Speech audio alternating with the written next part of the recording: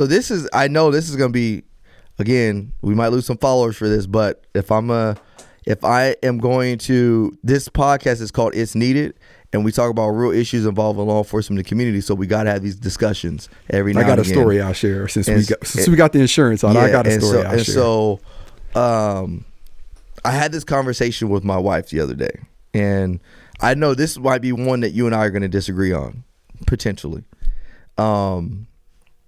But I think it's a good conversation. So there's a lot of stuff going on right now with the idea of some office or some departments getting rid of the thin blue line flag and banning it. And so obviously there's a lot of police officers in outrage about it because they're like, oh, it's a council culture and they're just buying into the they're folding to the pressure. And so my wife knows, ever since I've been an officer, I ain't really been a big thin blue line flag guy, or not a thin blue line flag guy. I've never really been a thin blue line guy type of guy. Not to say, and don't get me wrong. So let me clear something up first. I understand what the thin blue line represents, and what I think it represents. I think it represents something phenomenal. I think it's very, very true. We walk a thin blue line. We walk a thin line between good and evil, and making sure. Go ahead. And just for everybody listening that may not know what the thin blue line represents is the thin line represents officers separating order from chaos, good and evil. So that's where the thin blue line came from. So the idea and concept of that I support hands down, absolutely. But the reason I don't always, or I don't necessarily rock the thin blue line stuff, is because for me, I feel like it divides. It can be divisive to people. And so me and my wife surprisingly got an argument because my wife is like, I disagree. She was like, she thinks like it's honorable and this. And I was like, no, don't get me wrong. The concept, the idea, what it represents is good. But and she understands where I'm coming from. Where I come from is like, my goal, when I started Breaking Barriers United, my goal was to unify people. That's my goal, is to unify people. And the only way to unify people, sometimes you have to meet them where they're at. And so if I, for example, were to go into a minority neighborhood that I know does not like cops, and I walked in there with all my thin blue line stuff on, and they automatically don't like cops and they don't know me for who I am, is that going to bring me closer to them or bring me further than them, or allow them to put up a wall? Even I can tell them all the best stuff in the world, but they automatically will know that I'm a police officer right off the get-go, or at least a supporter of the police based off of the image or the symbol that I represent. Whereas if I came in there as Ryan Tillman, came in there as me being me, then at that point in time, then once I tell them, yeah, I'm a cop, I've already kind of broken that wall down a little bit to where it's like it's hard for them to put it back up because, oh, you're a cop. It's like, no, this dude actually, there's a lot more similarities to this guy than I really do. So my point with her is that I want people to identify me as Ryan Tillman. Yes, don't get me wrong. This job is a calling. This job it's an honorable profession. Not many can do this job.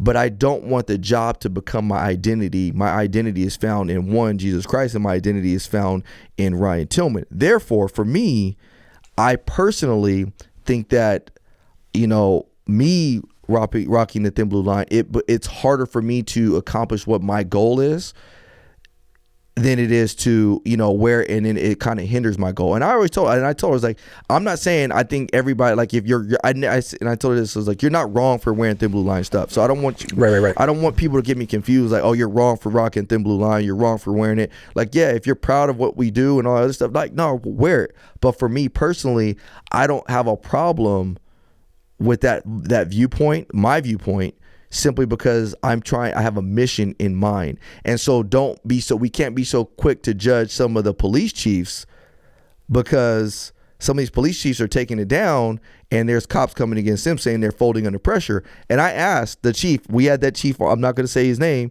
because I don't want people being all mad at him. He probably wouldn't care if I did anyways, but we had him on our podcast.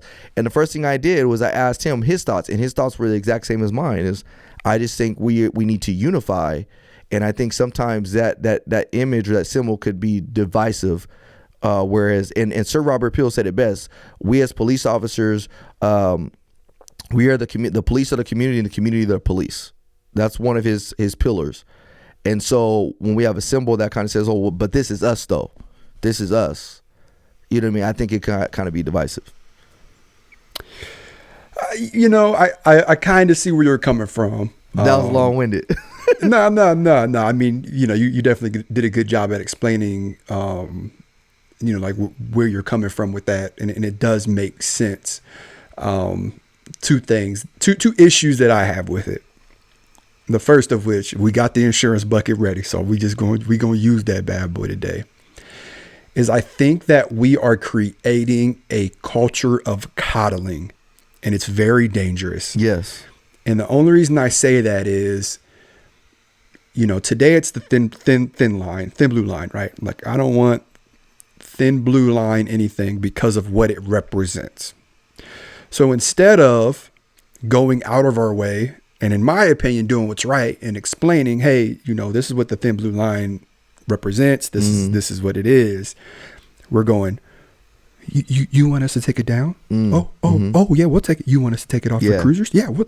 What else do you want us? Okay. To take the flags down in front of the precincts too? Yeah. I mean, my thing is it's a prideful thing. It's a very prideful thing. So, a majority of people know my story, right? A majority of people know how I grew up, my views on the police prior to joining the force. I have an older brother, and I would say up until me becoming a police officer, he had probably more extreme views than I did in a negative way representing law enforcement or towards law enforcement.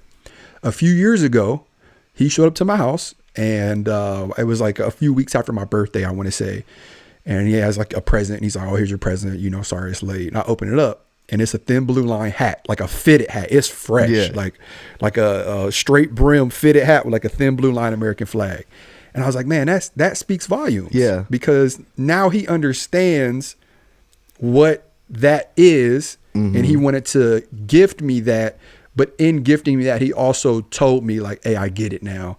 Rock this proud. I got me one too. That's cool. So I was like, man, that's cool, right? Same thing with like a thin red flag, right? Like you don't see people out here saying, take the thin red flag down. I don't like what it represents. Or the thing like this, like the made you look thing. Like when people were freaking out about that, like, oh, that's a sign of white supremacists. And it's like, so I was a white supremacist when I was like 6 years old, making people go, made you look. And, my thing with that is, if we're going to do it across the board, right? Say on a national level, they're like, okay, if you're in uniform, you can no longer wear thin line apparel, signio, whatever. So then, fast forward, we've coddled and kind of catered to a group of people, not even a majority of the people by any means. Well, we don't like the American flag patch you have on your shoulder. It offends me because I'm not from America. I'm an immigrant. Yeah. So then what? Do we take that down? Yeah. And it's just, and I hate to play the slippery slope game, but I feel like that's where we're at now.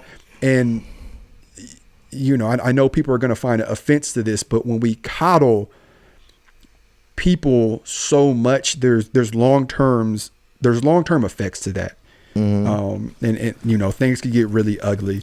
Me, myself, I don't wear thin line anything. 90% of the time I'm out, more so just because I don't want people to know. Target you. Yeah. Yeah. Like people put stickers on their cars, they get their windows busted, right? Like I just don't want to go through that headache. A majority of people know I'm a cop anyway, right? Because I do all the social media stuff. We got the podcast rocking, like all of this. I don't want to bring like any unnecessary attention, right? Any cop haters be like, oh, he got a thin line, I'm gonna go, let's jump him, right? That's why I don't wear it. There are times I will wear it, and I'll wear it proudly. So I don't agree with like Chiefs flat out being like, well, you can't wear it. And that's the thing is like, like it is a slippery slope. And I agree with you. And I even said this, I think I told my wife this, is like, there is a fine line, because I wholeheartedly agree as we're coming into this coddling is like, well, if I don't like it, you need to get rid. And that's not what I'm about. Yeah. Like I told my wife specifically, I said, I am not saying, hey, stop wearing thin blue line or we need to get rid of it. That's not what I'm saying at all. I'm saying that I have a purpose for why I don't necessarily rock it or represent it, because it goes against what my message is. My message is to unify. And I'm not saying that that flag or that symbol can unify. It can't unify. But I'm saying I know that based on experience, I know that it makes my job harder to unify. So like I said, I'm not saying that, you know, we go out there and we just cancel the whole thing in general. No, that's not what I'm saying. I'm saying for me, it's making my job harder. Therefore, I won't rock it like that. Yeah. Not saying we need to get rid of it though, because again, like I said, it represents something very, very good.